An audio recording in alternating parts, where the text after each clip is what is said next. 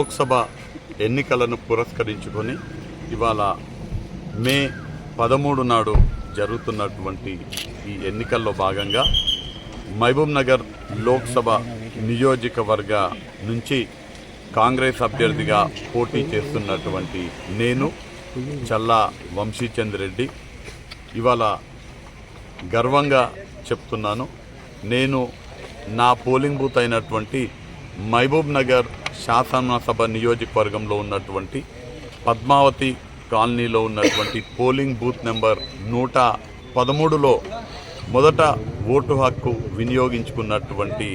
వ్యక్తిగా నేను గర్వపడుతూ ఇవాళ నేను మహబూబ్ నగర్ లోక్సభ నియోజకవర్గ పరిధిలోని ఓటరు దేవుళ్ళందరినీ కూడా విజ్ఞప్తి చేస్తున్నాను. మీరందరూ కూడా మన దేశ ప్రజాస్వామ్యాన్ని రక్షించడానికి, దేశ రాజ్యాంగ విలువలను కాపాడడానికి దయచేసి మీరందరూ ఖచ్చితంగా మీ ఓటు హక్కుని వినియోగించుకోవాలని, మీ అమూల్యమైన సమయాన్ని కేటాయించి ఇదొక పండుగలాగా భావించి, ఓట్ల పండుగలాగా భావించి మీరందరూ మీ ఓటు హక్కుని వినియోగించుకోవాలని, మీ ఓటుని మన దేశ రాజ్యాంగం ఏ పునాదులపైనైతే నిర్మించబడిందో ఆ పునాదులు బలోపేతం చేసే విధంగా, మన రాజ్యాంగం పరిరక్షించే విధంగా, మనకు